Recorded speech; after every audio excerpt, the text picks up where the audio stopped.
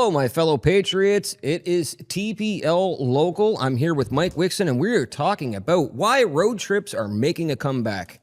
You know, it's kind of weird. I wonder if they ever really went away now that we're having this discussion, because truthfully, well, maybe I actually think I did a lot of road tripping with my kids, but it was always to the cottage. Yep. Maybe it was, man, a lot of the road tripping was to different countries, but I think road tripping here at home was something that was vastly remiss in my day. Yeah, and it was big in my day, too, in the 80s and 90s. I remember going to Manitouna Island and touring up there in an RV and staying at Batman's Camp. And oh, yeah, when I was a kid, we this is did what we camping. did. Yeah. This is what we did. Flights were not as accessible as they are now. But Oh, my God. When I was a kid, if you went on an airplane, you were rich. you were the talk of the town. Oh, my goodness. You went on an airplane this summer? Oh, yeah. my Show and tell goodness. is so amazing when you have a barf bag. It's so cool. I went to Killbear Park. Okay. You know, that was my summer. Or Arrowhead Park here in Ontario. We didn't even really stray far out of the province, but we did road trip it and we did camp. I think there is signs that road tripping kind of maybe took a backseat for a bit, and that doesn't mean that all Canadians weren't doing that with their families, but it definitely has a surge now. Yeah. And it may be because of, travel is very expensive, and it's also kind of dangerous to be traveling right now. Well, it's interesting that you say it's kind of expensive, because I just took a look this morning at flights as we're doing a tour, and we'll talk about the road trip that we were on. But flights are really way more expensive than you would even think that they were going to be in light of the economy and oil and gas prices. More expensive and less comfort. Yeah. Oh, yeah. You're crammed in there. There's a lot less comfort now. Okay. Now, let me ask you something. You and I traveled 10 days. Yeah. We were on the road every day. Some days we traveled 9 hours of driving. We did actually 12 the one day. Okay. Yeah, 12 hours. I don't think I've ever felt uncomfortable for a moment. No, I didn't feel uncomfortable. Now, mind you, we were in a brand new, beautiful Ford Bronco, so that helped. Yeah, for sure. But driving in Canada and road tripping across, even just on 17, it's a beautiful drive. It's a very comfortable drive. So this is, I think, to your point of being jammed in an airplane, going through the process at an airport, arriving in a different place, whether it's beautiful or not. Standing, waiting for your luggage is the most stressful thing ever, because you don't know if it's going to show up. How about this? When you get to the rental car area, Oh, goodness. what are they doing? I don't know. I digress. They're doing it blindfolded backwards. So if you think to yourself, okay, I'm going to travel, a road trip sounds like a lot of work. It's really not. I'll give you an example. Every 300 kilometers or so on our road trip, we had to pull over someplace that was worth pulling over. Yeah. I don't think we ever just pulled over for a McDonald's. I don't think we ever just pulled over for Tim Hortons. No. We found something almost every 3 hours on our drive across this country that was compelling. Yeah, outside of Sasquatch signs, there's literally something for everyone. That's just in Northern Ontario. And if you're leaving Northern Ontario, it's the same thing across the country. Do you think this is the time that we tell people we spotted Sasquatch? I seen them. I saw him twice on the trip, actually. I seen them, but unfortunately, those were just paintings on wood boards for you to take pictures with. But I did feel like I didn't see as much wildlife across this trip across Canada as I normally see. Yeah. You know, it's true. I think that there is a lack of maybe highway traffic has driven them back. We were on some pretty major roads doing what we were doing. Do you know what it costs us, by the way, to travel across the country in gas? I can only take I have no idea. Tell me. I'll tell you. Because the cost is so fluctuating right now. I have no idea. Okay, it might shock you to know that an airline ticket for both of us to get to Victoria, where we were going with this tour, would have cost us around $3,000 for flights. Yep, that seems about normal. Okay. Our trip out there was $1,700 in gas.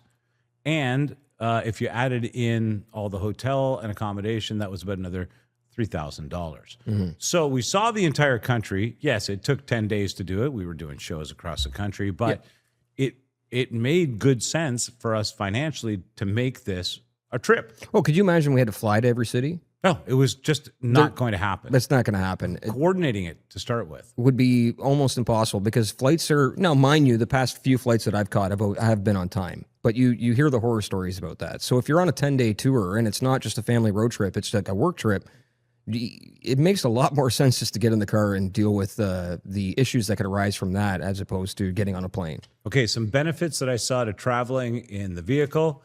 even though it was a longer journey. One, my luggage was with me at all times. I don't know why. That just seems like a benefit. Nobody charged me for it. There it was in the back if I needed it at any time for a sweater. Or Yeah, you anything didn't, like you didn't that. have to pay $25 to put it in the back of your SUV. Exactly. I was able to dine on the food that I wanted on the journey, which was a nice thing. I wasn't reduced to the garbage that they give you on an airplane. And the other element to it that, just from a comfort standpoint, it was a nice way to hear some podcasts, enjoy some music. Yep. And I think that what it also did was it slowed life down just a little bit. Every day, I mean, we got on the road, we're going on a tour. By day 3, we were like, Yeah, it's time to get in the car and go. right. And it's saying that too. If you have a family, let's say you have young kids, right? At any age, and they're addicted to tech.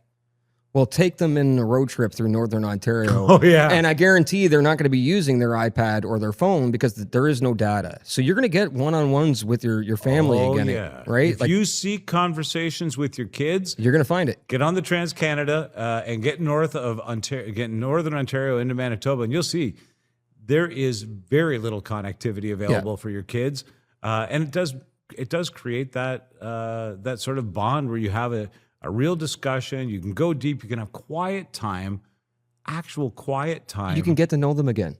Like, how many people don't know what their kid's favorite color is, or what their kid's favorite song is, or favorite TV show that isn't on YouTube? Oh, sorry, I didn't mean to volunteer. That. No, but you know what I mean? Like, you no. can get back to knowing your children again, knowing what makes them tick, what makes them, not just something on an iPad.